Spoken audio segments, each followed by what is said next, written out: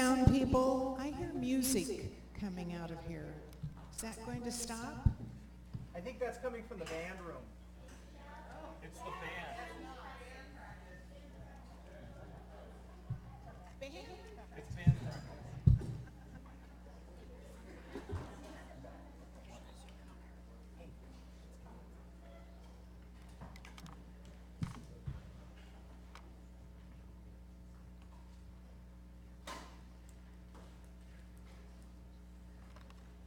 Ladies and gentlemen, citizens of Sultan and beyond, we're so happy to have you here at the forum for the Washington State legislative candidates from District 38.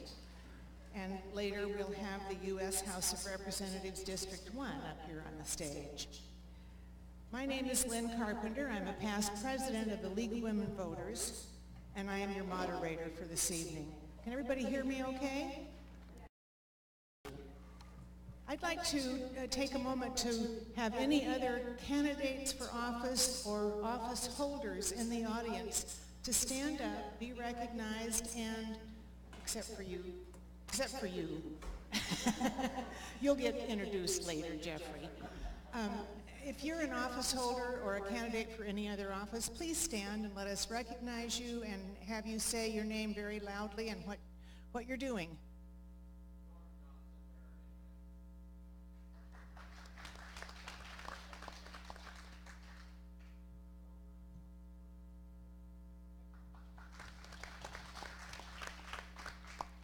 Anyone else that I'm not seeing?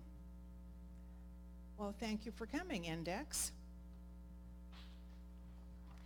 The Sky Valley Chamber of Commerce, the Sno-Isle Library, and the League of Women Voters of Snohomish County want to thank all the candidates and office holders for running for office and for participating in this forum.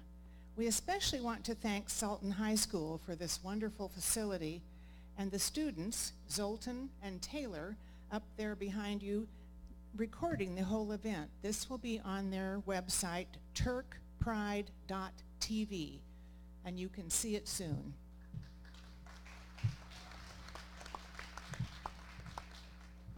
A little housekeeping. The bathrooms are over there to the right and down the hall. The partners who planned the forum are particularly well suited to working together, since all of us are interested in nonpartisan education about candidates and in the encouragement of the democratic process.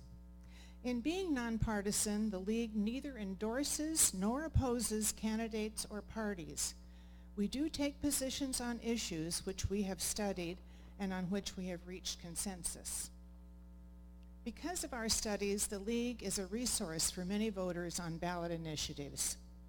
As you came in, you were offered a booklet, They Represent You, which is this one, and that lists contact information for all the elected officials of Snohomish County. I hope you'll pick one up.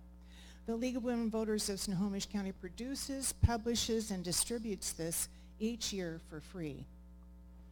The other piece of information that you were handed, it's gotten lost here, is this bookmark called vote411.com. This is an amazing project of the National League of Women Voters. On this site, after you enter your address, you will see which races and issues will be on your personal ballot in the upcoming election, and you can read the answers to the questions the League has posed to the candidates on the issues for each race. Or you can see which candidates have chosen not to answer the questions. We have a couple of them here. At this point, we ask you to turn off your cell phones and any other recording devices. Since this event is being recorded by the Sultan High School team and will be available on their website, there is no need for audience members to tape. We do have one person who's taking a few pictures for the League of Women Voters website, but we request that no participant or audience member use cameras or recorders during the forum program, because we need to ensure that video or audio documentation of this forum is not used to create false or misleading impressions. Now let me just explain a few of the ground rules and timing which were sent to the candidates in advance. Upon arrival, you should have gotten a slip of paper for writing your questions for the candidates. Please raise your papers now or any time during the forum so that league members may collect them and process them. Please frame your questions politely and so that they can be addressed to all the candidates for a particular race, as it is the league's policy to ask all questions of the candidates. The first question is designed to get qualifications, and the final question is designed to give the opportunity for summary. I will pose the questions. The initial questions and the final two are selected from questions developed in advance by league members. In between, I will ask as many audience questions as time allows. Each candidate will have 60 seconds to respond.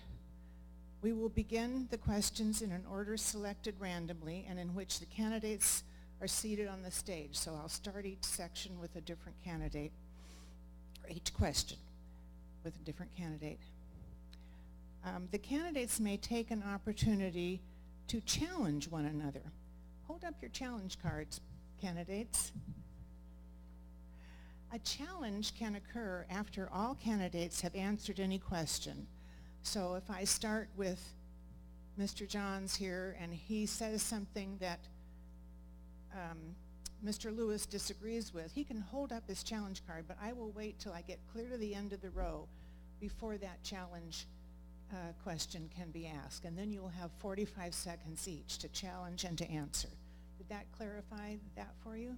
Thank you. Our timekeepers for this evening are league members Bob Kramer, Kate Lunsford, and Karen Crowley. They're sitting here in front and will show cards. Purple for 30 seconds left, yellow for 15 seconds left, and red for time's up. And you'll hear a bell, and when you hear that bell, you're done. That's it. Finally, let me remind you again to turn off all your noisy devices and request that you hold your applause until the end of the program segments and not express support or opposition to any candidate at any time during the forum. So we have until 8 o'clock to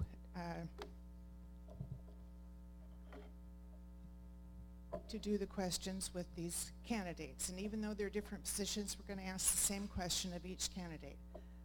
So Mr. Johns, I will start with you. What qualifications and experience make you a strong candidate for this position? Thank you, and thank you for being here. I spent about 20 years in corporate finance with Ford Motor Company. I'm a Gonzaga MBA, have a master's in educational leadership from WGU, and spent the last 6 years teaching at Concrete High School. Also have my principal certificate. And what qualifies me in my mind is that I'm on the front lines of education. I see where things go right, where things go wrong, and I see the candid challenges families face every day. And what was interesting is that my students challenged me to do this, and with the gracious assistance of Mr. Wagner here, we've run a clean campaign and trying to set a good example for the communities in which we live. And I'm really just privileged to be up here and to listen to what you have to say, and I look forward to meeting with all of you later. Have a nice evening. Thank you. Mr. Wagner? So the question was, what makes us a strong candidate? But I think every candidate up here is a strong candidate. So what I want to leave you with tonight is why I'm the best candidate. I'm a proven quantity. I am the only one who stood on the Senate floor and debated, albeit I am the newest face in Olympia. I was selected by a unanimous decision of every county council member in 3 counties, King County, Snohomish County, and Skagit County, which means I got every Republican vote and every Democrat vote to go to this position and represent you. And I did a good job and brought back to our communities nearly $10 million of money that we have not seen before for projects that are important to you. My background is a Naval Academy graduate, 23 years of service as a Navy pilot and Marine, and city councilman and mayor of Cedar-Woolley. So I have the experience, and I'm a proven quantity. Thank you. Mr. Sutherland.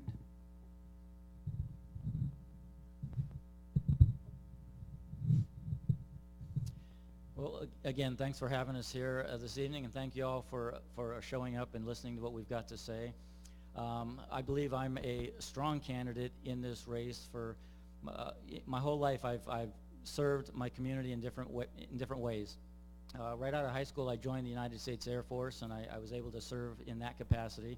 And I traveled throughout the world, living in different communities, seeing how different areas, different states, and different countries conduct themselves and how they conduct business and build their communities.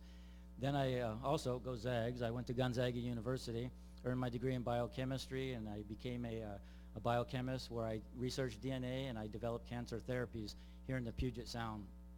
And in both those capacities, as a veteran, as a scientist, it didn't matter whether you were a Republican, a Democrat, rich or poor, or anything else. I served in a capacity that served all people, and that's kind of what I hope to bring to Olympia when I'm elected to go there. I don't care what you are politically. I'm going to look at everybody as though you're my constituents and my neighbors, and that's how I'm going to treat everybody. Thank you. Mr. Lewis? Hello. Thank you again. It's a reiterating theme, of course. We always really appreciate everyone taking the time.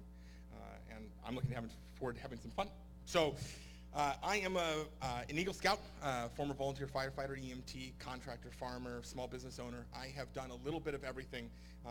I have 4 very small kids. And through my life and every experience I've had, whether it was firefighting or my work with the Boy Scouts, I have been striving to give back to my community. That's always been my goal. That has always been what I shoot for. It's what's really defined what I am and why I do what I do.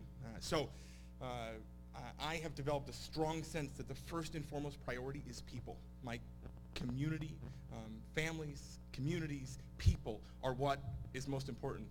And when it comes to representation in Olympia, we need our representatives to put families and communities first. That is absolutely, unequivocally the priority, and that is the experience I've had has shaped my belief that that's the way that we get this done. Thank you. Ms. Eslick? Good evening. Good evening. Okay, good evening, everyone. There we go. I'm Carolyn S Lee.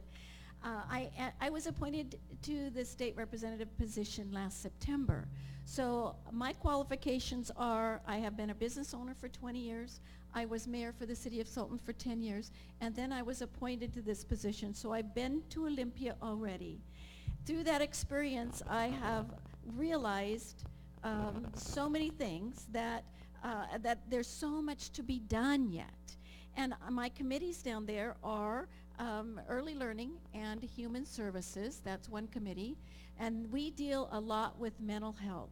So that is a huge part of my life during this last year, is working with and figuring out solutions for the mentally ill people that are still walking our streets. My other committee is capital budget. And if you happen to check what we did last year, we brought home everything that the senator and I and Dan Christensen asked for in the budget to our 39th district. Thank you. And Mr. Halverson? Hi, my name is Eric Halverson. I am an accountant. In fact, I just a couple of hours ago almost wrapped up tax season. I have to go back after this. I got a couple more things to do. I have probably 250 or so small business clients. I help them stay in business. I'm intimately familiar with what it's like to do business in Washington and all the taxes and everything that they have to go through. My wife and I have a rescue farm right down the road, about a mile past the reptile zoo. If you ever want to come and pet a bison, just text me. And I have 2 beautiful children. And a third one, jury's still out. She's 3 weeks old today. She doesn't sleep very much. So if I sound like I don't know what I'm talking about, it's her. Thank you. I'll ask you a question from the audience, and we'll start with Mr. Wagner. Today it was reported by Reuters News Service and others that the current administration is considering using West Coast military facilities to export coal and natural gas to Asia. What is your position on this use of the U.S. military? Okay, first of all, it's the first I've heard of this, so it's quite a surprising question. I would find it very unusual that military facilities would be used for that purpose. As a member of the military, I've never seen anything like that done before, and I believe that the military should be reserved for those national policy issues that are of much greater importance than a commercial aspect. So I don't really know a lot about that, or even if it's true, but I will say that my initial feeling is that's an odd use of a military facility. I'd have to learn a little bit more about it before I took a position one way or the other. Thank you. Mr. Sutherland. That appears to be a question that's related to a federal question, but you know, as far as the state goes, I too have never heard of this, so it's hard to answer a question when you're just hearing about a topic for the first time.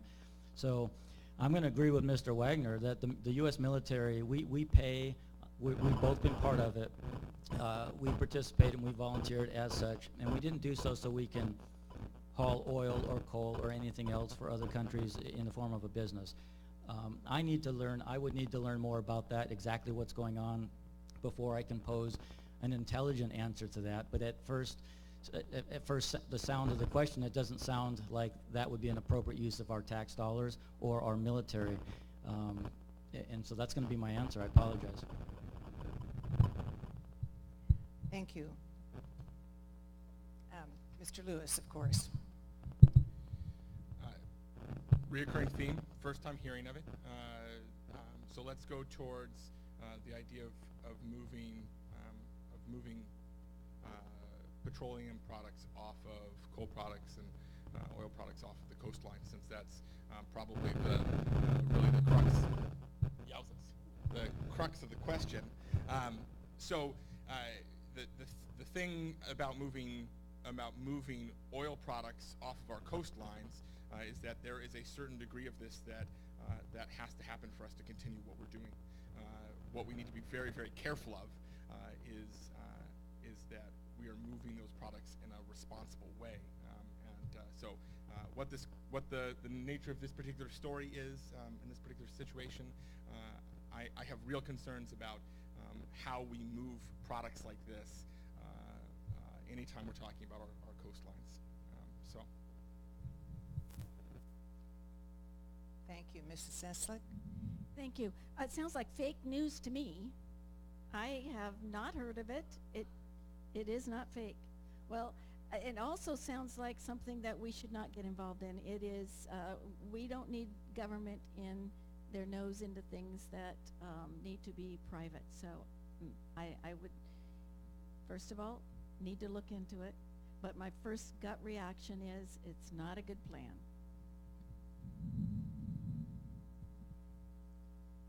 Go ahead, Mr. Halverson. I think we're almost unanimous on this thing. I mean, I don't know much about, moving coal around and stuff, but I think they have special machines and such to load all the boats, and I don't know that you need to build one of those on a military base. And I mean, even I don't know that your state representatives in the 39th district would have anything to do with that whatsoever. If there was any power that we'd have to stop it. So. And Mr. Johns. Thank you. The United States military is the largest humanitarian organization on earth, and I'm not aware of anything that requires them to move large quantities of coal to support that mission. So I'd question why they're going to use those facilities. As a rule, I'm against any effort of government to privatize the profit and socialize the expense where the taxpayers get stuck with the cleanup afterwards, which seems to have been a recurrent theme for about the last 30 or 40 years. I'm all for creating jobs, but when there's local areas available that can process the same thing, my primary concern would be, is this really just to circumvent regulations, which would not be something that I would approve of either. So I'd like to have more information on it. On the surface, for the purpose of answering the question, I would not support this at all. Thank you, candidates. Now we'll get to something a little more local. Access to Wallace Falls. Parking and infrastructure is limited in the Wallace Falls Park area, and other recreation is planned for this area. To assure safe access, parking, and safety for the first responders, what do you recommend for safety and infrastructure improvements? And we'll start with Mr. Sutherland. I knew you were going to call me first because I have no idea how to answer this question. That's just the way this works, guys. I'm not a civil engineer, I'm a biochemist. If there are parking problems, if there are safety issues in certain areas, then these need to be addressed. But for myself, what I would do would be to get with those people that are responsible for such things and sit down and work out. You know, we have various committees down in Olympia, so it depends on what committee that would fall under. And you get the professionals to come together, put forth a plan, and the legislators can debate that and come up with the best solution. And so I myself don't know how to fix that exact problem, but I do know the professionals do, and it's a matter of them getting together and coming up with a plan to do so, and then we can vote on such a plan. Mr. Lewis? From my understanding, most of those solutions are already there. It's an issue of funding. It's an issue of will and funding, and so having a clear and concise plan to bring in the capital spending we need in order to ensure that those expansions are done in an effective and efficient way is the key here. So to my understanding, we know what needs to be done in those areas. We're just lacking the funding and the resources right now to achieve that.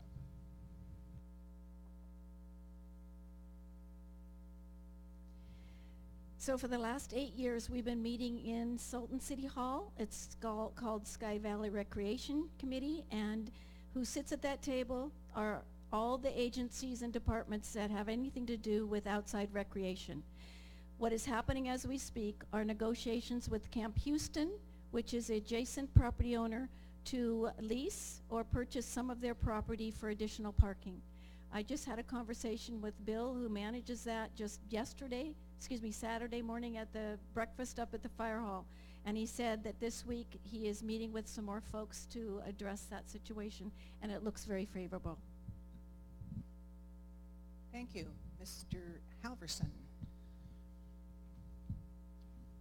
That is good news. I mean, I've been to Wallace Falls one time. Luckily, I got there early, and I was able to find parking. And on the way out, I was floored at how many other people wanted to go to Wallace Falls that day. There were cars all the way, it seemed like all the way back down to Highway 2 on that road. So I definitely, I know that something needs to be done. And it's just a matter of, as Ivan said, probably funding. In general, I am a fan of state parks. They're as important as anything else the state does, and I look forward to helping with that. Mr. Johns?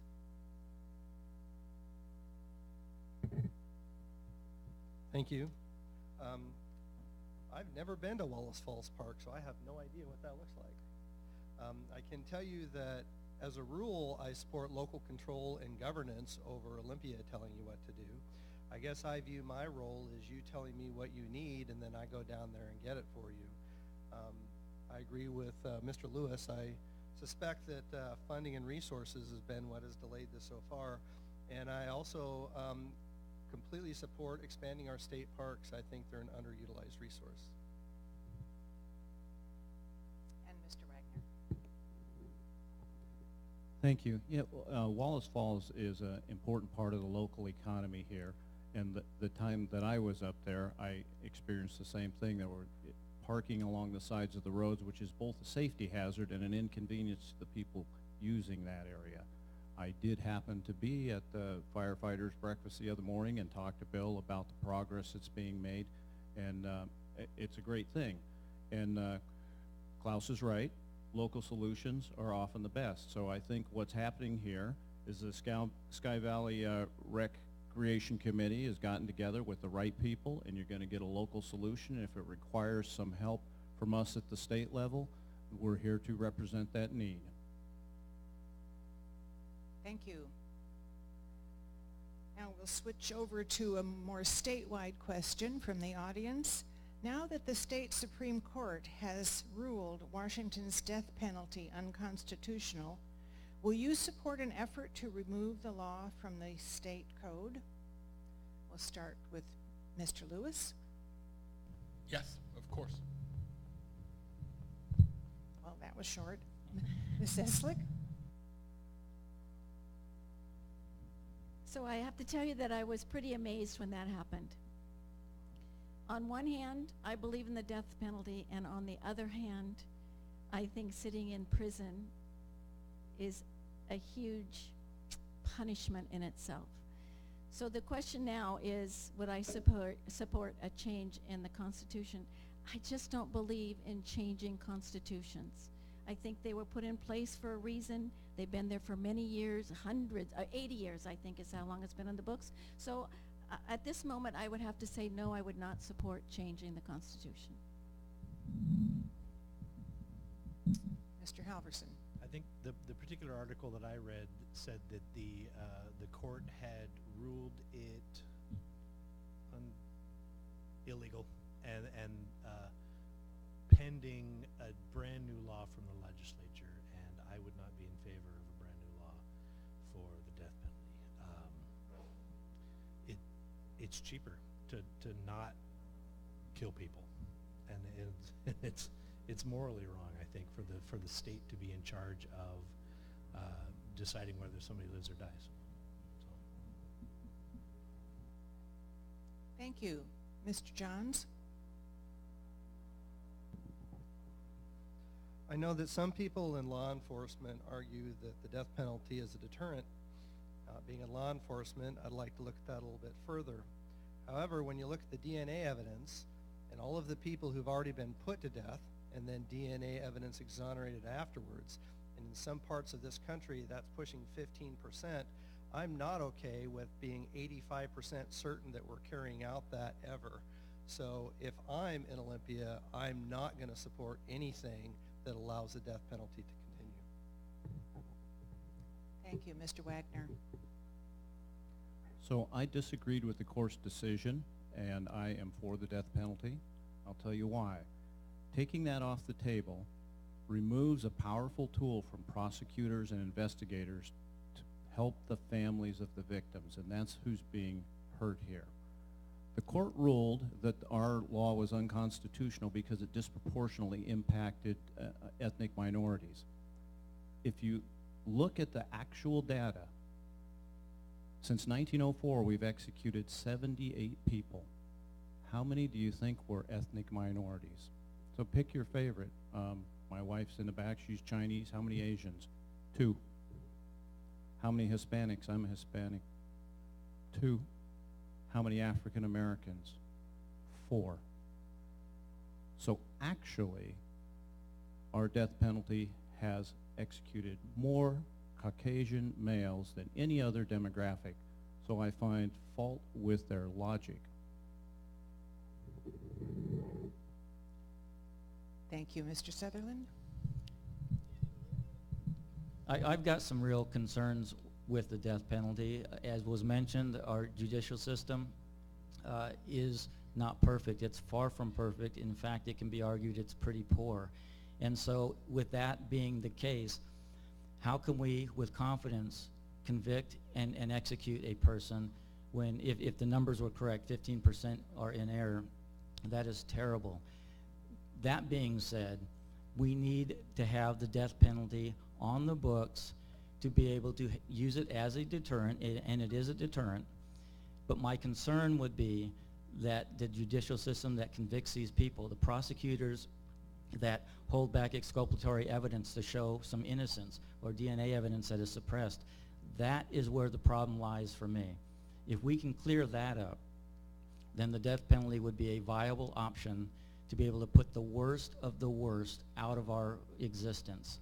We don't need to fund them for the next 40 or 60 or 80 years in prison, and we need the families of these terrible atrocities to have some closure. And that is one way society for all of human history has handled that. Thank you. Well, this won't be so easy to answer with a quick one. This region faces many transportation choke points and need improvements. For example, describe your most pressing concern regarding Highway 2 and what should be done regarding this concern. Those of us who drove out here from the other side of the county can appreciate how the commute must feel for all of you. We wouldn't like to do that every day.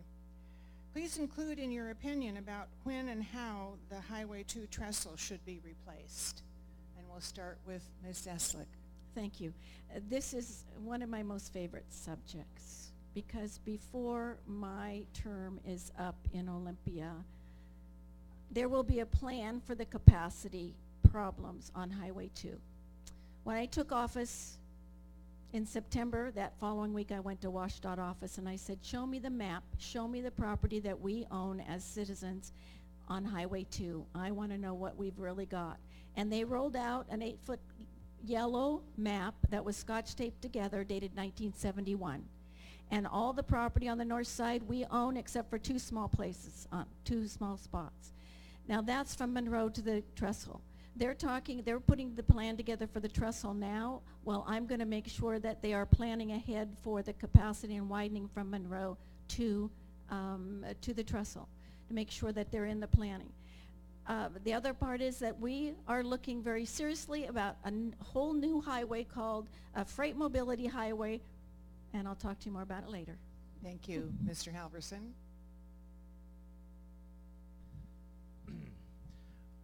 I actually live right on Highway 2, and I thank my lucky stars every day that there's a turn lane into my road. Otherwise, I'd probably be dead by now. My neighbor, he jokes that he turns his signal on, his left turn signal, as he passes the Chevron in Monroe. Otherwise, he has to choose between either getting rear-ended or getting T-boned crossing the traffic. And I honestly, as a private citizen, I don't know what to do. There's bound to be capacity that you can add, but how long would it be if you double the capacity? How long is it going to be before somebody builds 10,000 more houses right up the hill, and you're going to have this exact same problem all over again? We need some sort of integrated solution. Same thing with the trestle. I mean, I drive the trestle every once in a while. It's nice. Thank you. Mr. Johns. One thing I can count on every time I come down to Snohomish County is a Highway 2 question. So it seems these are very fond of locally. I actually live right on Highway 20 up in Skagit County. We don't have near the congestion you do, but some of the safety concerns are similar. When and how Highway 2 trestles replaced, a lot of these bridges and trestles, when they were built in the 1950s, they had a 50-year lifespan. And they also had a budgetary system in place to replace that and fully fund it within the 50 years. But over the years, we've raided all those funds to spend them on other things. And now we're going to look for the funds to replace them, and you're going to find that it's not there. So really, before you can talk about replacing it, we have to figure out where it's coming from. The state budget sets aside so much money for transportation, and we can't pull it from somewhere else. I would look at Canada versus the U.S. because the Canadians have a little different system on traffic where they don't build a freeway that all of a sudden, I'm out of time. Thank you. Thank you for recognizing the time limit. Mr. Wagner.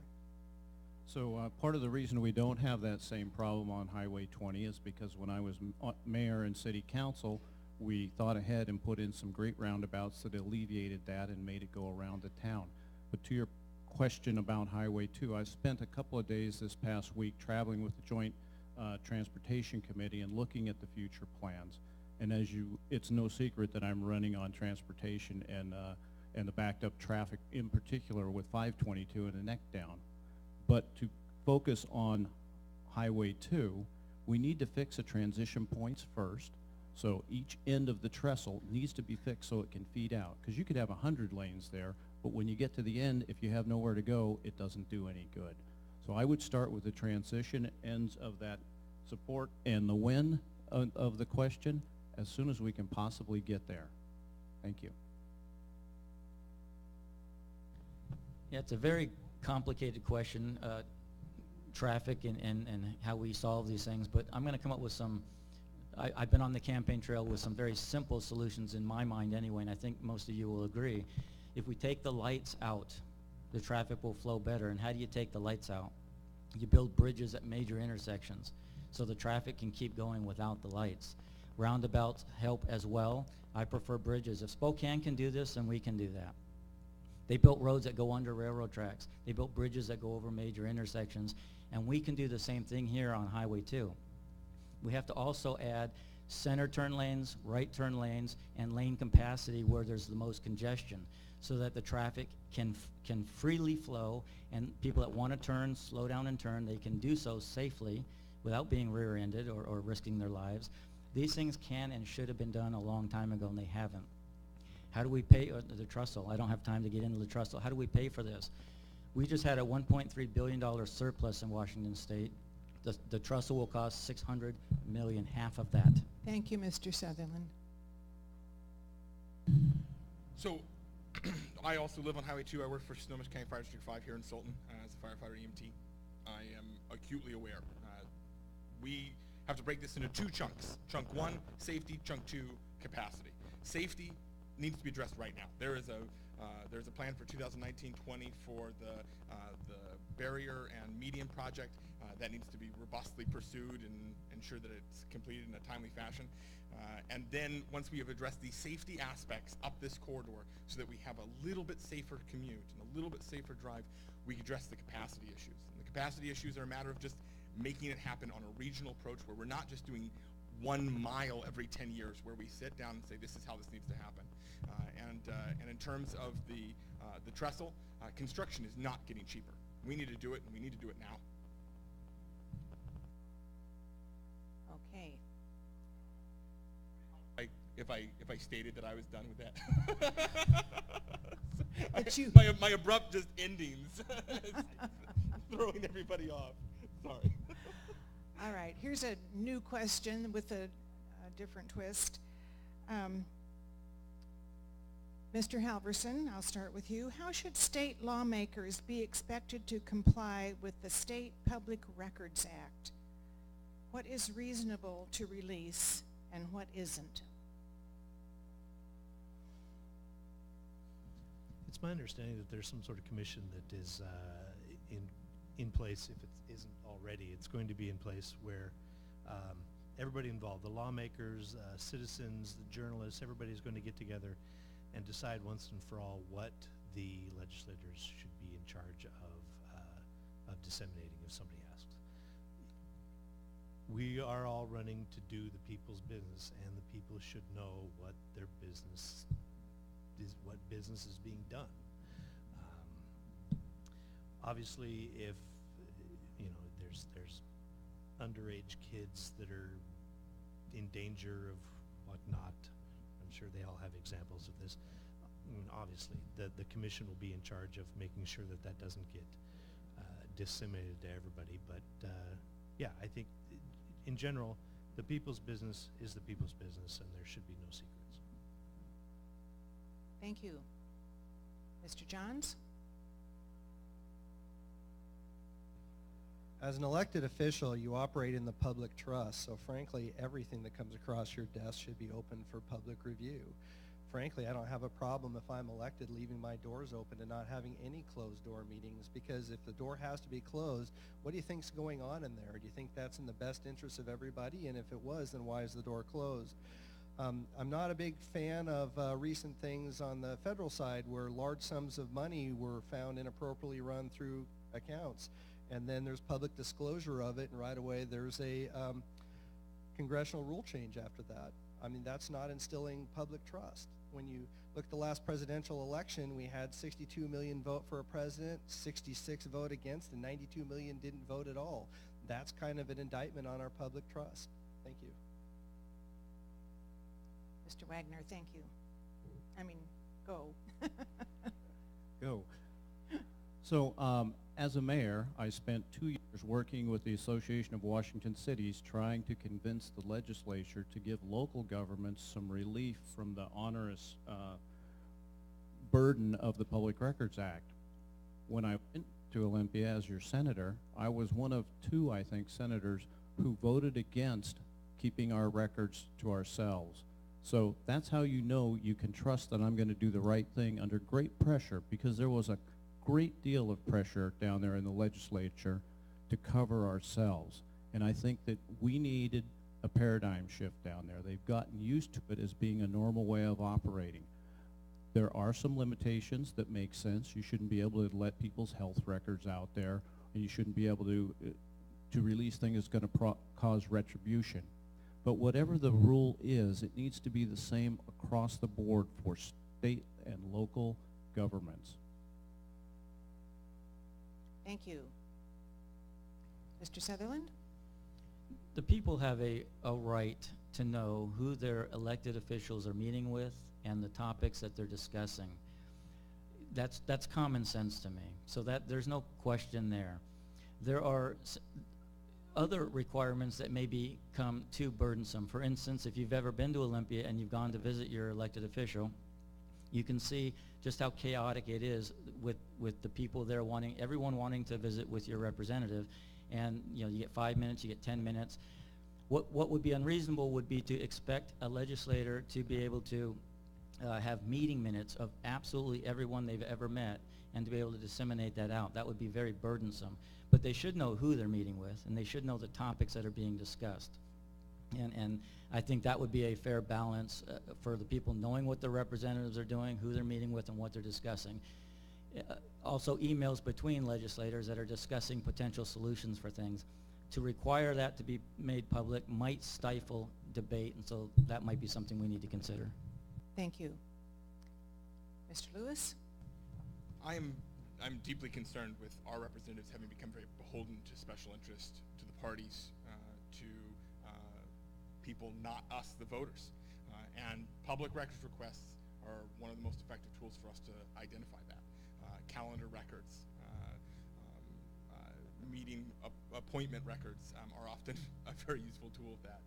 Who you received a text message from, it's a very useful tool from that. We need to know that those things are happening. With that being said, of course we need to address the funding side of this, and we need to ensure that we're using the appropriate redaction. But those mechanisms are already in place. This isn't something that needs to be recreated. We just need to apply the rule fairly. Thank you. Ms. Eslick?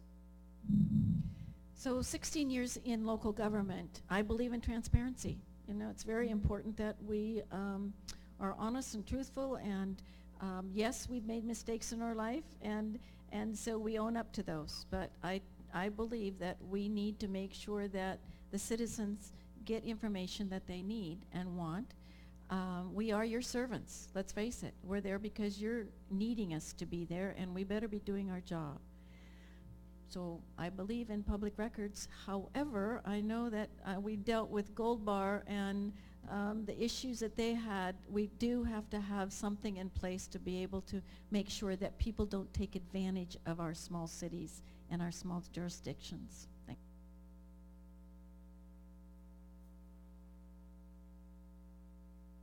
you. Okay, Mr. Johns, we're back to you, and we'll start with a new question. In recent years, the homeless situation has gotten worse. What are your recommendations to reduce homelessness?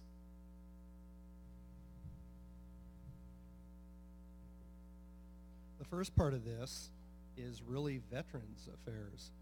Last year, or did I see this year, Donald Trump added $150 billion to defense spending, but he never told Congress how they had to spend it. But tell me how much of that money was actually spent not on toys for the military, but actually on VA benefits. And one of the things that really, really bothers me about veterans is when they serve their country, people are willing to give them brass bands and salute them 5 fingers at a time. But how many of these people, as soon as they take their uniform off, get saluted 1 finger at a time? That is unacceptable. The United States has to take care of our veterans. They stood up and they protected us, and we have to take care of them. Once we get the veterans out there, we have to look at the mental health facilities that were all removed some 20, 30 years ago. They benefited some people, but not others.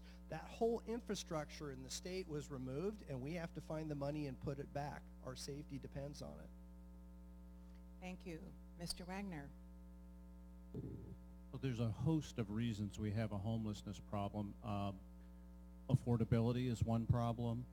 The opioid epidemic and behavioral health problems that we see in our society is another problem. So I'm just going to focus on one element that I worked on when I was in the Senate. My maiden bill in the legislative session last in January was to help every city in Washington State become part of the solution through an incentive program that would allow cities to choose whether or not they wanted to give a tax incentive to developers who would develop and redevelop our downtowns as long as they included multifamily housing as part of that in an affordable way. Unfortunately, even though that passed with a great majority in the Senate, went over to the House and it was swallowed up by the machine. So I'm going to go back to Olympia and start over and try and bring that bill back, because if every city in the state is helping solve this problem, we're going to fix it faster. Thank you. Mr. Sutherland? And homelessness is one of those, yet another issue that is very complex. There are various reasons why people become homeless. Most all of them, the common thread there might be financial. What we're doing, or what we're seeing right now, is the cost of housing go up and up and up. My personal property taxes went up over 12%, if I remember correctly. We are literally, as a government, the state government is taxing people out of their homes. That's only one of the reasons. It might be a small portion of that, but that's one of the reasons. What can we do there? I'm the only candidate, I believe, on the campaign trail. I'm calling for a freeze in property taxes. We pay enough already. If we can freeze property taxes for existing properties, this would at least stop that problem from getting worse. There's mental health issues. There's people that have other health issues and loss of jobs. Those are varying circumstances that cause people to lose their home. But if we can keep the price of a home, you keep the same mortgage, you keep the same property tax. If we can keep the same property tax, I believe this will help. Thank you, Mr. Sutherland. Mr. Lewis? There are a slew of reasons, and we have to address our mental health system and our healthcare system and our treatment facility system. But all of that aside, none of that addresses the solution for homelessness. And the solution for homelessness, as the data is becoming clearer and clearer, is housing first. That's it. It's housing first. That is the solution. That is the way we move forward. It is the least expensive option. It is the most effective option. And it is the way that we get people off the street. Housing first. And if we can start shifting our priorities to that, we can take a real stab at addressing this ever-growing crisis. A housing-first approach. Thank you. Ms. Zeslik? 10 years ago, when I first took office here in the city of Sultan, there were 40 people living across the river, and they were, most of them, homeless. We partnered with our family support center that I started in 1992 and the Sheriff's Department, Catholic Community Services, and social mental health people. And we met with them on a Saturday morning, and they were given 3 choices. They either showed up and got services, or they moved off that property, or they went to jail. And you go by there today, and there are I heard that there's a couple living over there again, but now it's going to be a county park.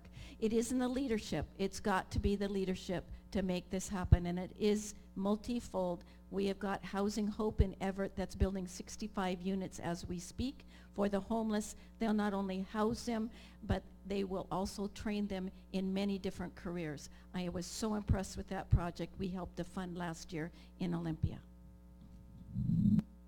Thank you. Mr. Halverson. I think Ivan's absolutely 100% correct. It is, housing is the most important thing. Of all the solutions, it's housing first. Addiction is the only diagnosis that we tell people, hey, this is your disease, go outside and deal with it.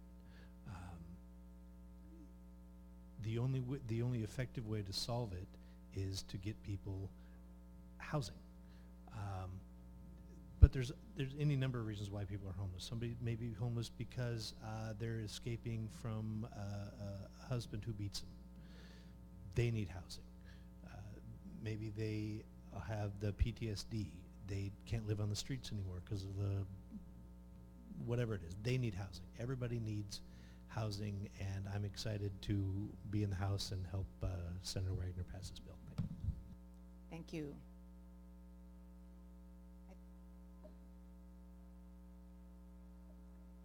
We've got 10 minutes left, and I think I'd better go into the last question, which gives you a chance to summarize. What issues most need the legislature's attention next year, in the next 2 years? And if elected, what will be your first actions to address these issues? And I believe we're at Mr. Wagner, are we not?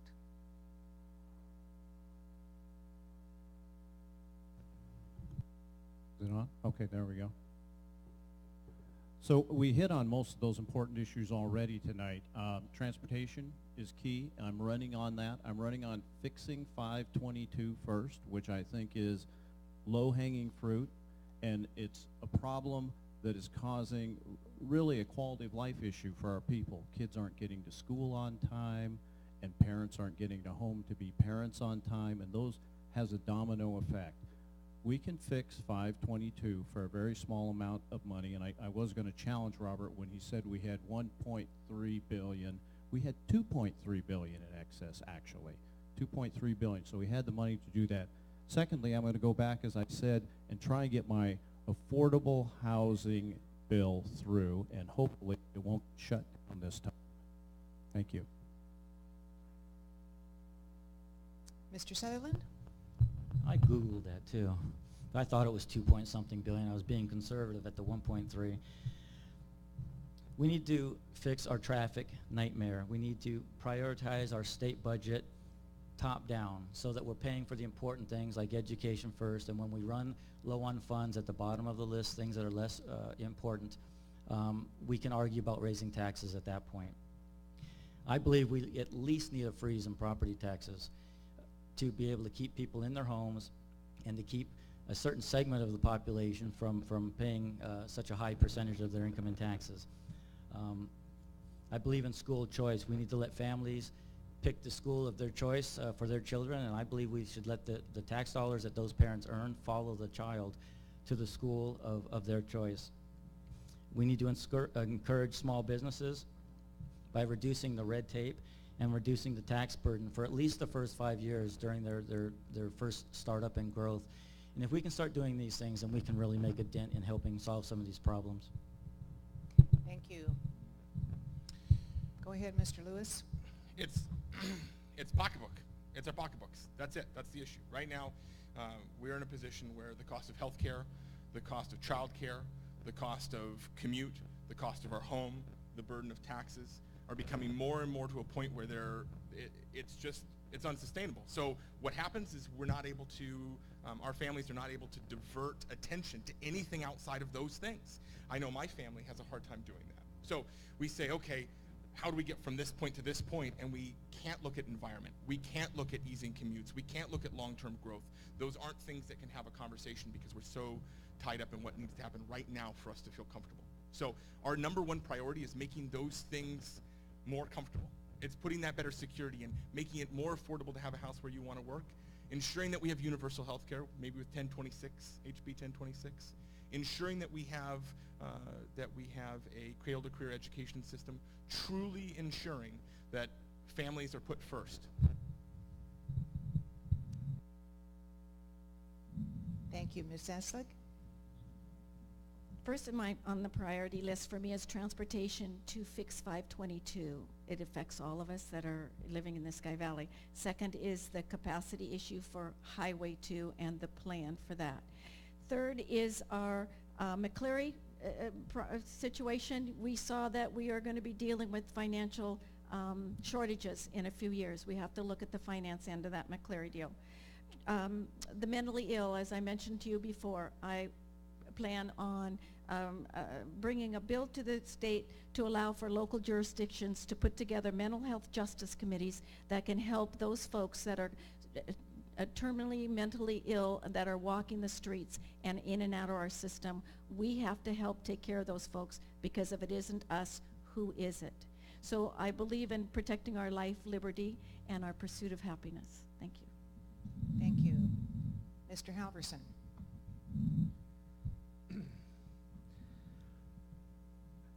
I mean, I commute down 522 every day. It is a pain and it's a hassle. But I think overall it's a growth thing. Snohomish County is the largest, fastest growing county in the state. And I was talking to a fella the other day. He said, I don't see why you don't just add more lanes. I said, I understand that you don't see why we don't just add more lanes. It's a big problem. Everything's a big problem. If you add more lanes, there will be more houses. If you add more houses, there will be more kids. If you add more kids, there'll be more schools. If you add more schools, taxes are going to go up. So it's a whole big organic solution that needs to be addressed, and we have to decide as a people whether we want Snohomish County to be rural still, whether we enjoy the Scow Valley as it is, or if we want it to be like Issaquah. No offense.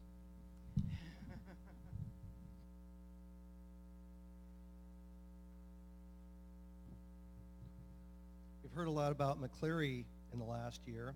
And one disagreement I have with a lot of the press on that is it said your property taxes went up to fund schools. No, they didn't. Your property taxes went over to pay for all the corporate loopholes that have been done for the last 10 to 20 years that took the money out in the first place. So the first thing I want to do is close those loopholes, because if those loopholes are not closed, do you really think your property taxes are done going up?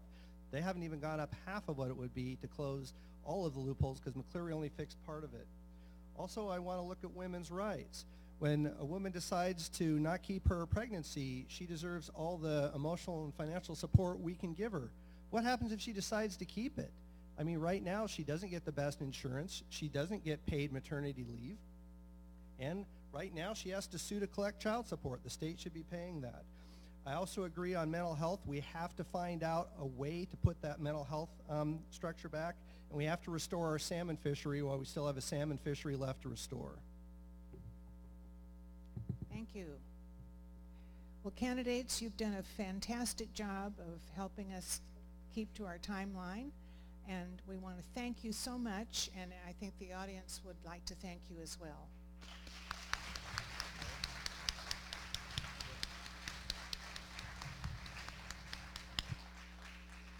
We'll take a 5-minute break and then have our two U.S.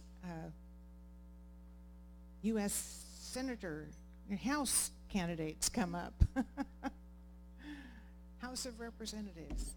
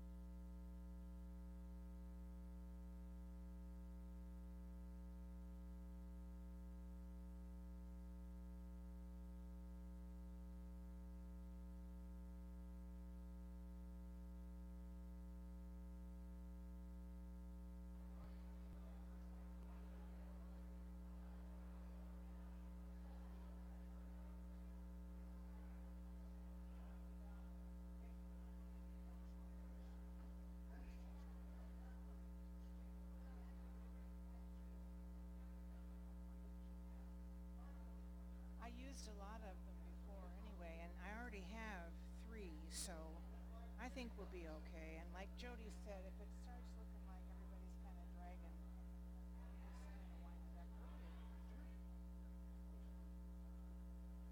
Exactly, exactly. Yeah. All right. Well, maybe I should mention it again. Could be.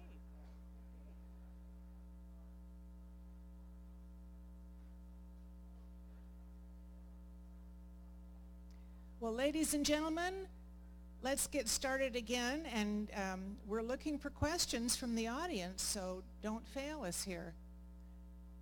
Hold them up and wave them, and someone will come pick them up.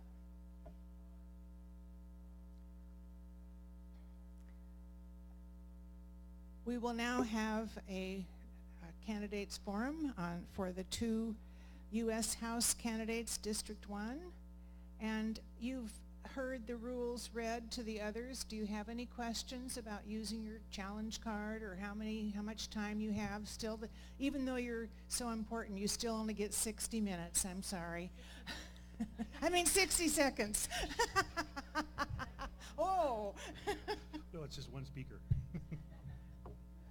So is everybody ready? The introductory question is, what qualifications and experience make you a strong candidate for this position? Mr. Beeler, we'll start with you. All right, thank you.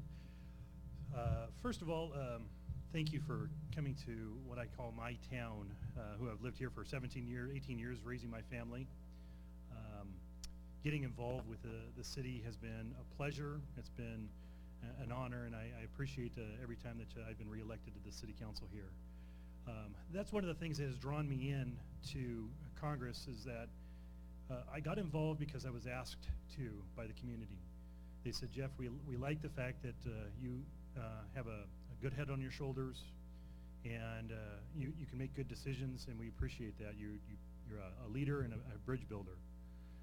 So as I progressed through my city council time, I also reached out and did boards for the county, and met a lot of different transportation, Puget Sound Regional Transportation Policy Board. I've been on the Left One board for our law enforcement and firefighters.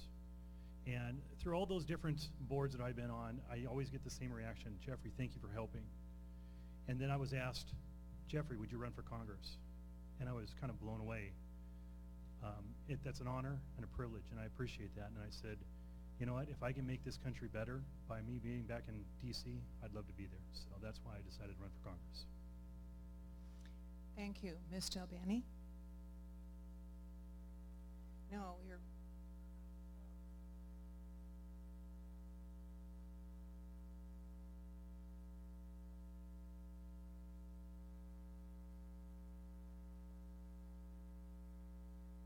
This probably works better. There we go.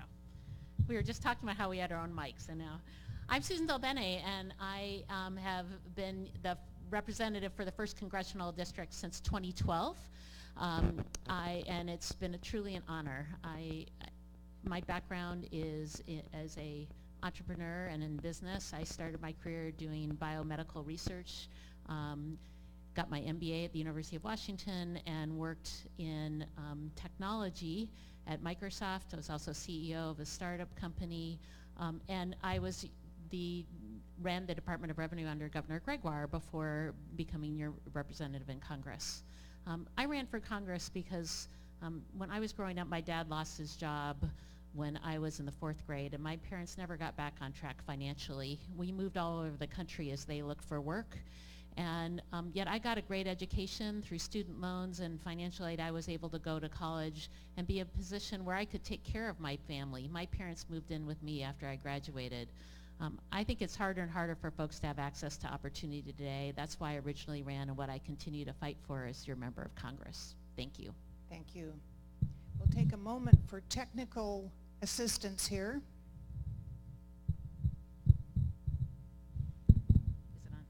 There we go.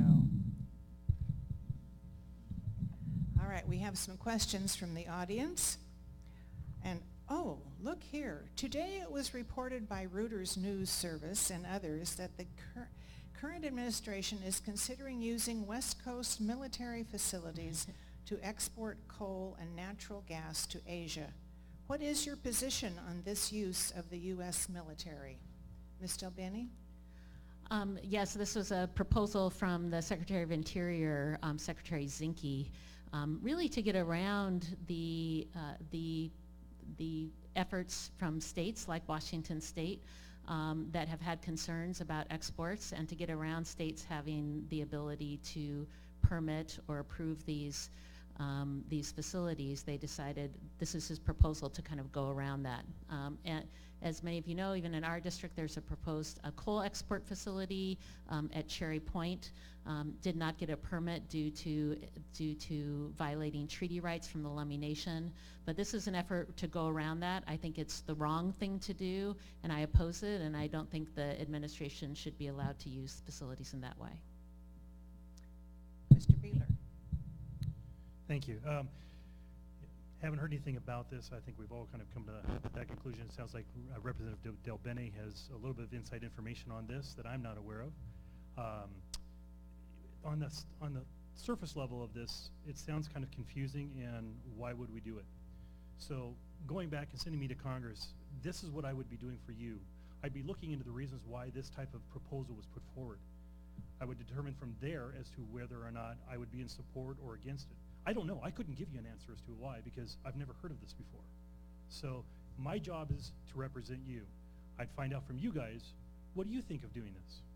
And then I'd also take that back there and use that as my decision-making tool to represent the voters in this district, not the voters throughout the United States. This is the district that matters to me, is the people who are here. That's how I'd make my decision. Thank you. Mr. Beeler, catch your breath. You get the next question.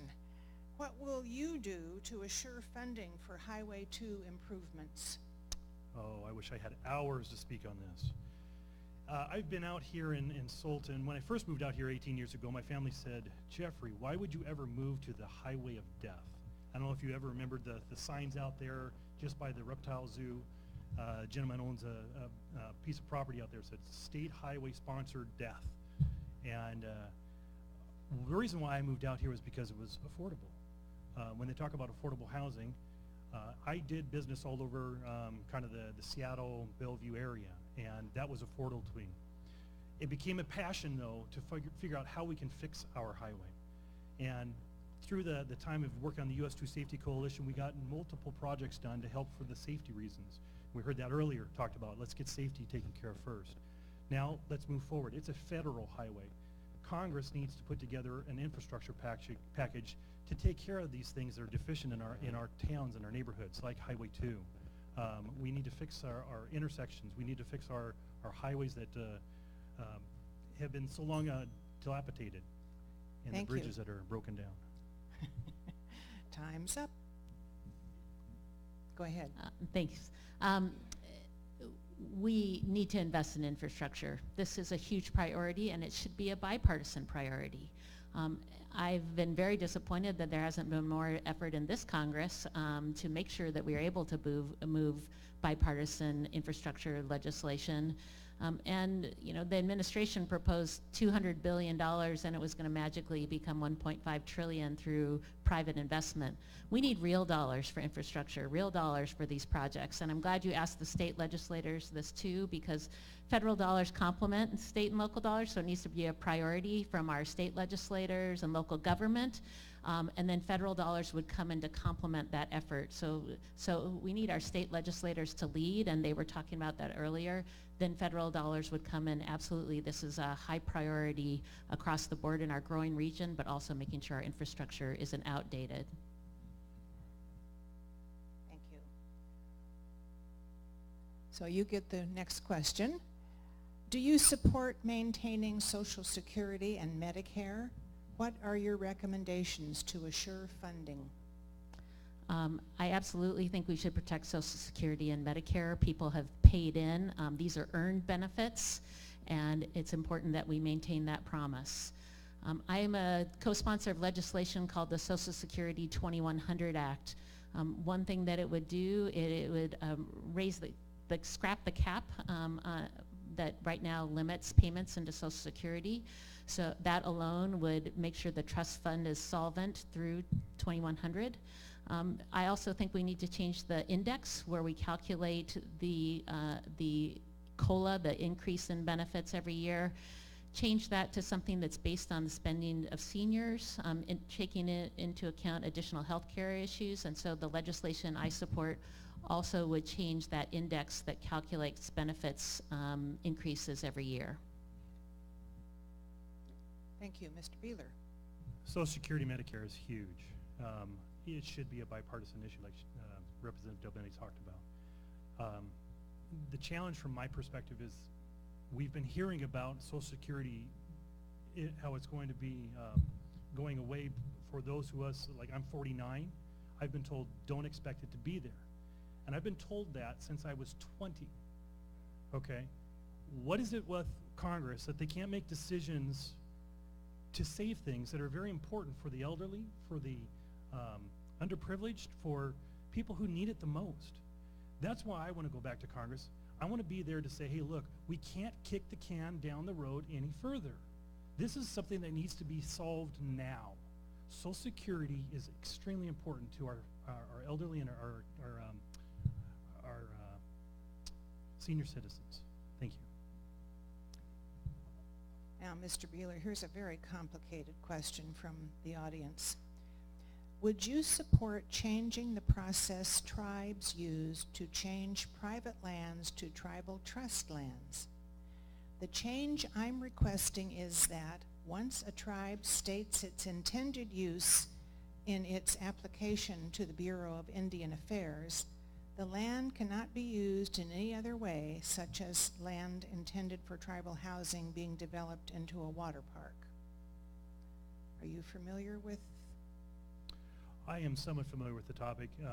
I believe in Skagit County there's an area of tribal land that has slowly been growing. As land is purchased by the tribe, they're purchasing it back and they're putting it part of their tribal land. When it comes to property rights, that's where it really comes down to. If a land is used by private property and can be contained within private property, that's one thing. Tribal land, if it's not part of their already tribal area, I'm not sure if I would be for using that to expand their area, because that's not, they call their land sovereign territory. And when you're on sovereign territory, that's because it's their land, they have their own rules. If they continue to grow, they're taking up what I call U.S. territory. So my question and concern is, how far or how long will we continue to do it, and how far would we use that? I think it's important that we respect tribal treaty rights, and there is a process for land that is purchased that is put into trust that goes through the Bureau of Indian Affairs, and they make that decision. The land, in terms of how it's used, there's specificity around that as well, and there are different types of ways that land can be used. So I think we have a process today. It is a slow process in many cases where tribes apply, but I think that's important. We have many tribal communities throughout our district, and it's very important to them. We have tribes like the Sno-Isle who are in a flood zone looking for places where they might even move their reservation. So I think we have a process today, and that's an important process that's being followed. Thank you. Next question, Ms. Bene. With the increasingly frequent severe storms and wildfire seasons in the U.S. and our state, what is your plan to mitigate and respond to climate change? Well, I have two. One, I think climate change is an incredibly important issue, and we are long past due. It has been one of my greatest frustrations in Congress that we have people who don't even think we should use the words climate change and are taking down information from websites as opposed to letting us have a conversation about what's happening using the science and addressing this issue that is a threat to our future. We see it happening in our region. We talk about fires. We also need to make sure we have resources to fight fires. I served on the Ag Committee, and a lot of the Forest Service hasn't been given money to do everything they need to do, and one of the challenges was that a lot of their general budget was going towards firefighting because we didn't have dedicated dollars to fight fires. Again, we need to make sure there are dedicated dollars there that can be used so the Forest Service has their regular budget to do all of the other things that we expect them to do in our region. So when it comes to climate change, there's a lot of controversial information coming out about what climate change is and who's actually causing it. I'm still of the belief, I've been a weather amateur for 35 years. And one of the things that I've understood about climate change is that just yesterday we had a record high temperature here in the Seattle area of 80 degrees. That was back in 1961. Now, what does that mean? Does it mean we had global warming or climate change, or what was it called back in 1961? I keep telling people, look, when we as a intellectual society have gathered records for the next 150, 200, 300 years, then we can go back and determine whether or not humans are actually causing this drastic climate change. The weather goes through changes on a regular basis. The sun has more to do with weather than humans do. But does that mean we as humans should go ahead and destroy the environment? No, I am definitely for saving the environment. Thank you. Does Congress need to increase spending to address the opioid crisis? What other measures are needed? Mr. Beeler? I'd say the short answer is yes. The opioid crisis, the mental illness crisis, healthcare in general, that's a big topic for me. Again, it goes back to we've got a Congress in place that back 10 years ago, they created what was called the Affordable Care Act. And me as a small business owner, and I know many of you have also experienced this too, it was anything but affordable. The challenge is that when you get government in the way, it increases the cost of things. We need to take time and really sit back with the doctors, the mental illness clinics, hospitals, and find ways that we can actually interact and treat these people who need it. That's what we should be doing, not getting government in the way. We've changed Congress. Congress has changed healthcare now a couple of times, and we keep swinging back and forth. We need to find the middle ground and find the common sense answer. It absolutely needs to be a bipartisan effort to address the opioid epidemic, and it needs to be an effort that takes place at all levels of government and in our communities. I met a young man who was living under a bridge in Monroe recently. I was out with the Snohomish County Sheriff, and he became addicted because he was given opioids when he had his wisdom teeth out. He was 25 years old and struggling to get on track. There's a lot of great work happening here in Snohomish County. The Sheriff's Office has a diversion center working with social workers, so they are going out and not treating folks as criminals, but actually trying to help get them into treatment. But we need more beds, we need more treatment facilities, we need to make sure that people aren't just going into treatment, but they have a place to go after so that they can get on track. It's hard to just release someone and not give them the tools they need to get on track. But there's things we need to do in Medicare and other areas to make sure that we look at how prescribing works. So there's a lot of things we need to address. Thank you.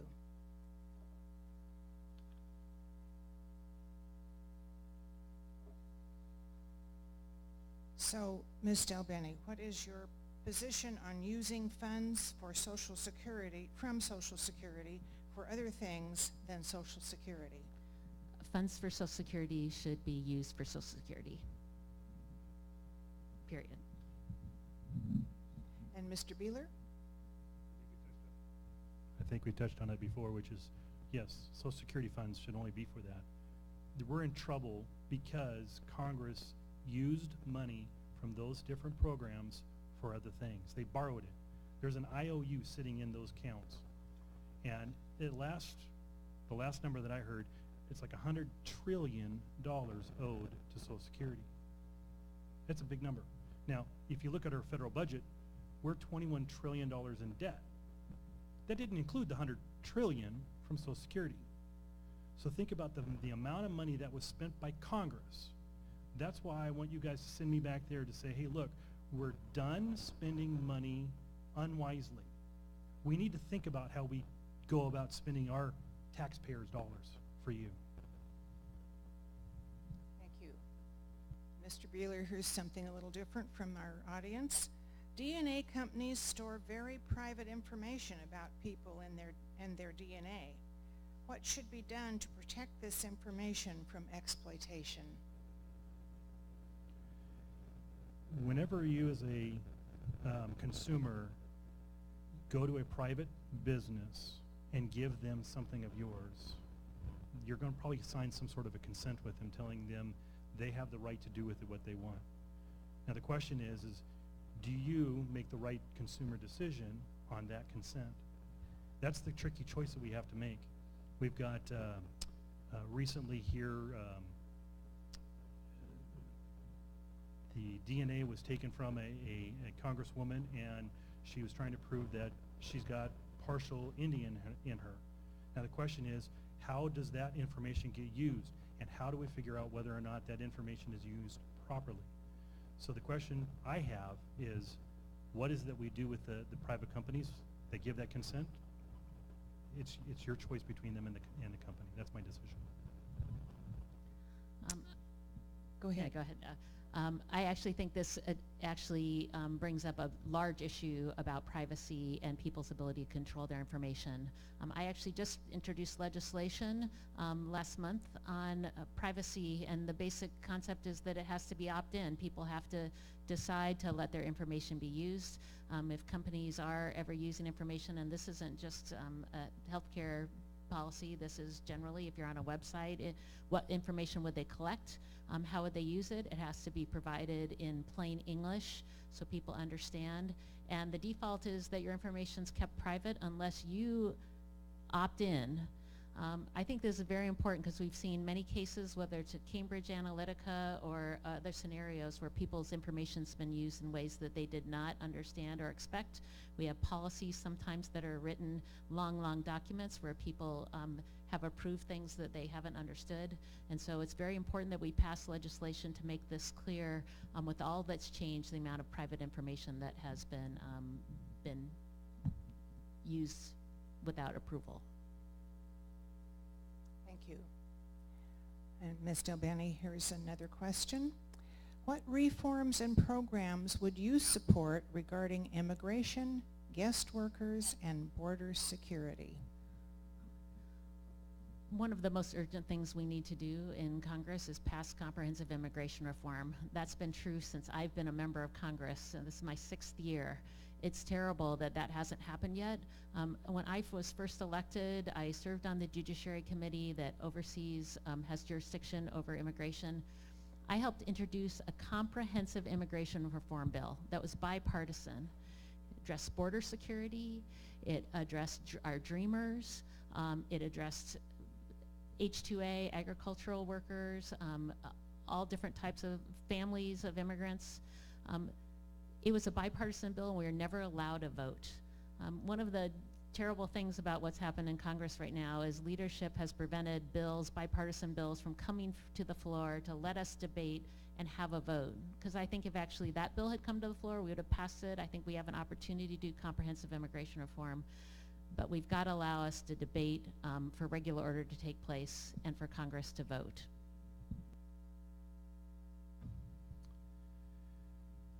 So this is something that your representative has brought up in different forums that I've been a part of. I want to ask you a question. When a congressperson tells you we have bipartisan support on a bill, you would think that would mean we've got, 15, 30, 40 from both sides of the aisle as bipartisan. When she talks about an immigration bill that's bipartisan, back when she was in Congress in it was called H.R. 15, there was 200 Democrats and 3 Republicans. That's not bipartisan to me. That's low-hanging fruit. This is where we need to, as congresspeople, go back and say, hey, look, we have a job to do. We've got up to 30 million undocumented people, illegal immigrants, whatever you want to call them, here in town. Not our town, in the country. And we need to take care of this. When I was young, they were around. 50 years later, they're still here. We haven't made a decision on them. This is where Congress is still making a mistake. We need to make those decisions, and I want you to vote for me because that's what I'll go back to DC and do for you. Thank you. A similar question. Oh, did I forget to? Oh, okay, you looked at me like I'd forgotten to give you a chance. Mr. Beeler, what steps do you think should be taken to remedy the polarized positions in Congress? That's another reason why I'm running. When I was asked, first thing I did, it took about 6 weeks talking to the community.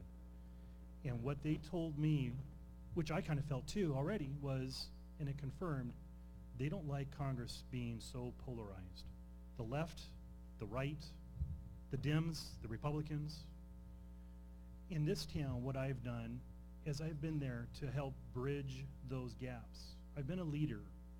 I've been able to accomplish things here that I'm proud of. And I've been asked to go back to Congress because they feel I can do the same thing there, which is building those bridges with people from the other side, even people from my own party, the Republican Party. I told one person, look, you've got Democrats that have good ideas, and you have Republicans with bad ideas. Let's find the ones who all have the good ideas. Let's get us together, let's get us in a room, and let's get the decisions made. That's how you get things done. Polarization needs to go away. And as long as we all as a nation push on that, we can get it done. Thank you. I actually think we have a lot of the answers right here in our district. Our district was set up to be a swing district, the most evenly divided, politically evenly divided district in the country when we went through redistricting. And we have every point of view represented in our region, and that gives me an opportunity to go to our communities and hear from everyone. Hear why they have a different view, why it might be different from a farmer than someone who works for another type of small business, why someone in a rural area might have a different view than someone in an urban area. But when we listen, we come up with solutions, and if we're willing to work together and put those solutions on the table, we can get things done. And we do. I helped pass the farm bill, the last farm bill we did, bipartisan farm bill. But if leadership in the House right now is the Republican leadership, if they don't let bipartisan bills come to the floor, then we can't vote on them and they don't move forward. Because we have places where there have been solutions, but we've never been allowed a vote. You have a challenge, Mr. Beeler? I just want to respond to what your representative has said, and that is she's blaming the current administration. Again, I'm 50. I've been paying attention to politics for over 30 years. And guess what? When the Dems were in town, they controlled it. They didn't let the Republican agenda go through. When the Republicans are there, the same thing occurs. I think this is an ongoing issue. And that's why we need to make a change. We need to find people who will go back there and actually make a difference, to actually reach out to the other party and say, hey, look, we need to find solutions. That's what this is all about. If you represent, I've had people talk to me about, as Democrats, they loved the representative they had there the first time she ran because she was for her. The second time they didn't. The third time they stopped voting for her. But they don't have an alternative. I'm asking you, I'll be that alternative. So I actually have worked with a lot of my colleagues across the aisle. We recently passed legislation to address the opioid epidemic. The bipartisan farm bill, I worked on a workforce training program that helped bring people together. Immigration reform, other areas where we've had bipartisan legislation, if you don't allow it to go on the floor, if you don't allow a debate, the tax bill that just was passed, 100% Republican, not one hearing, not one chance to have a debate, to come up with different ideas, what might work. If we don't do that, we're not going to come up with the best solutions, but we don't allow the process to work. And that is decided by leadership. And I've only served in the minority since I've been there. I'm going to keep pounding away every day, but we need folks who are willing to let bipartisanship work. Thank you. Well, a follow-up question, Ms. Bene. After the election, what should your party's responsibility be if it is in control of the House, and what should it be if you are not in control? Well, if we're in control, what I just mentioned, we need to make sure that committees are doing their work, that we have healthy debates, we bring in different experts, and we hear differing points of view so that we're coming up with the best solutions possible. To allow legislation to move, if you want to vote no, vote no. If you want to vote yes, vote yes. But let's let Congress do its work and let members of Congress be accountable for their vote.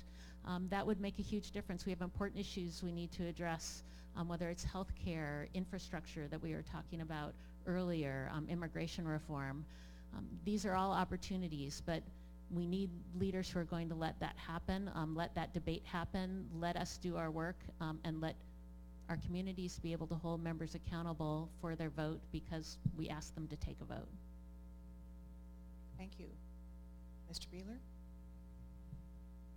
So if my party is in charge, is that what the question is? Beg pardon? My party would be in charge still? Is that what the question is? If your party is still in control, what should the responsibility of it be? And if you are not in control, what will you do? To me, it's the same answer. If I'm in control, if I'm in the party that's in control, as Republicans, I take the letter off my name. I go out there and I speak to people, the other Congress people, because that's what they are. We have common ideas. There are good people in Congress, and we can make good decisions for the country. There's an initiative coming up, 940, and it was talked about how we should pass it even though it's not really good. That didn't make sense to me.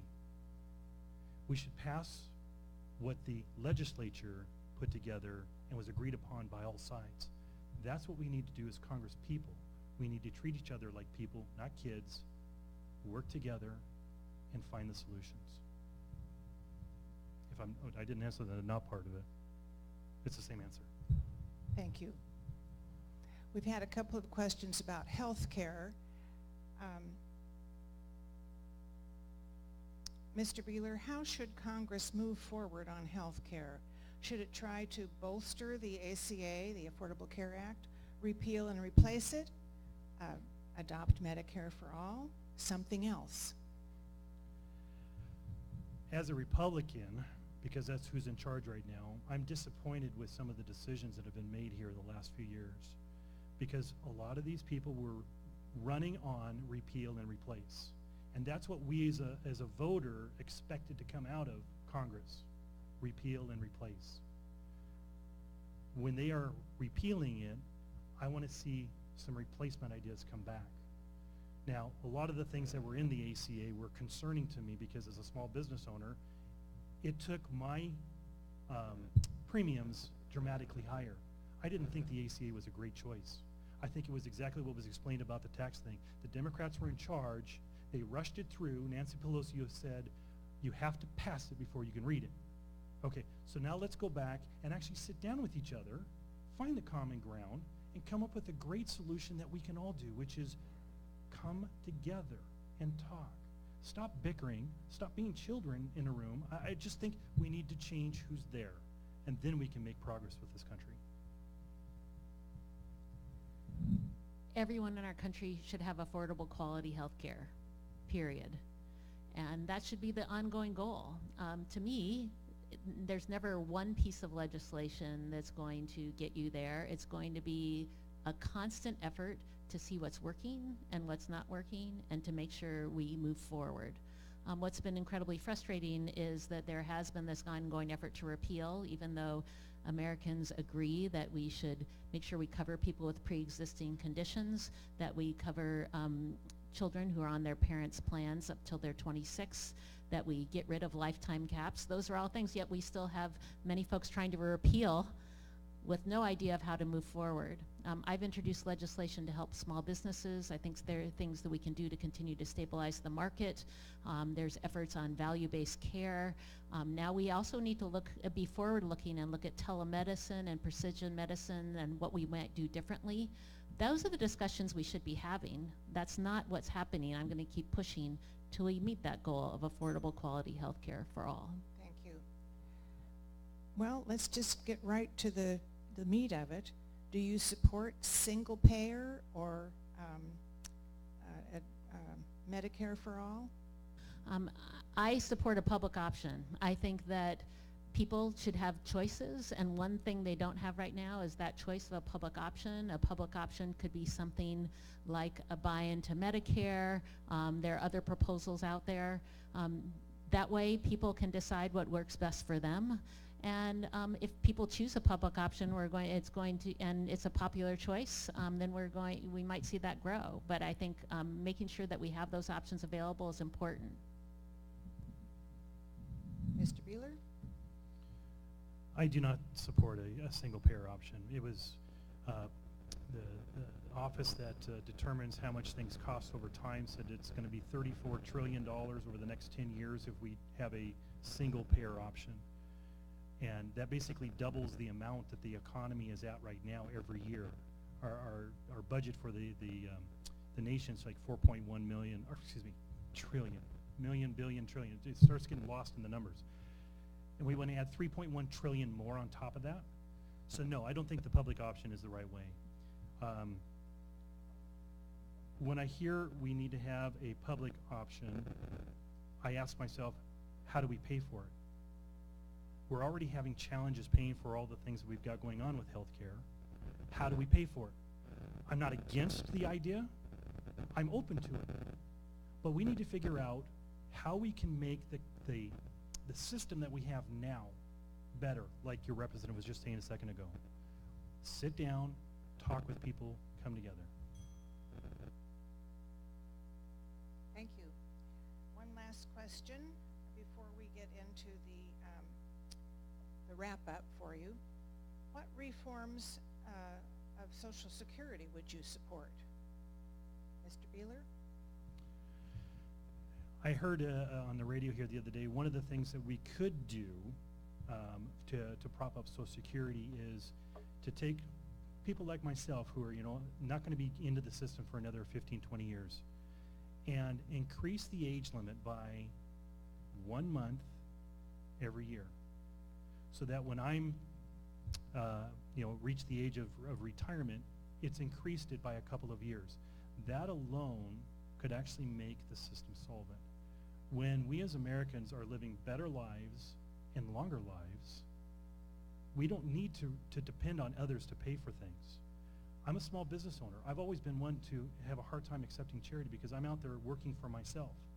Now, for the most vulnerable, that's a different story. For the elderly, the ones that expected to have it there, 15 years, 10 years, 5 years from now, that's a different story. I can plan. I'm young enough. I can plan for the future for that. My thing is it needs to be there. So how do we go about getting it there? I'm open to ideas. I think we should strengthen Social Security, and I talked about the legislation that I think would help us do that by scrapping the cap and by changing the COLA, the way we calculate the COLA. But I think it's terrible that what happened with a tax bill that Republicans passed, a tax bill where we had no debate, that gave the majority of the benefits to large corporations and the wealthiest among us, and then come back and say that now to pay for that, we have to attack Social Security and Medicare and Medicaid. That absolutely goes against the earned benefits that communities have depended on, and I will fight to protect Social Security and Medicare and to strengthen it. No, I only get one. Only one. Sorry. Well, they know what I wanted to say anyway. Okay, final question, Ms. Del Bene. What issues most need the House's attention in the next 2 years? If elected, what will be your first actions to address these issues? I think we need to get back to regular order and having a functional Congress, but definitely health care is a top priority because everyone in our country should have affordable quality health care, and undermining the Affordable Care Act has put people's health care at risk. So legislation there to stabilize the market will be very, very important to start. I have legislation to support small businesses. Infrastructure, which we discussed, making sure that we have real dollars available to help pay for infrastructure across our region, and not just roads and bridges, but also rural broadband, which is so important in our area. We're in a technology hub, and yet you can drive an hour away from a city and be in a place where people don't have broadband coverage. Workforce training, education, making sure that we have people prepared and that we're forward-looking for those jobs, whether it's apprenticeships, what's happening at community colleges and technical colleges, addressing student debt. That helps build a strong workforce. Thank you. Healthcare, that's a main one. Immigration, that's a main one. We've talked about those tonight. Balanced budget. Our country is going into debt at a tremendous rate every single minute. 21 trillion and counting. I would be supportive of a balanced budget amendment. Let's get our country back on track. As a small business owner, if I did what our country is doing, I'd be run into the ground. I'd have people suing me. I'd have, I just don't understand how Congress can go back year after year. Your representative here voted for the latest budget, which added $800 billion to that debt. Think about that. And she's voted for budgets in the past to increase our debt. Send somebody back there who will stop spending money we don't have. How do we go about paying COLAs? She's talking about cost of living increases for Social Security if we don't have the money to do it. We have to find the ways to balance the budget and come up with better ways. Thank you, Mr. Beeler. Ladies and gentlemen, we're out of time. We want to thank Mr. Beeler and Ms. Del Bene for their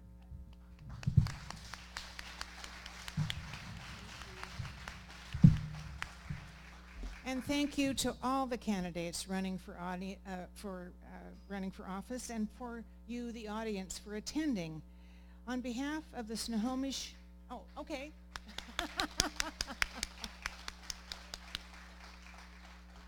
Great audience, good questions, thank you.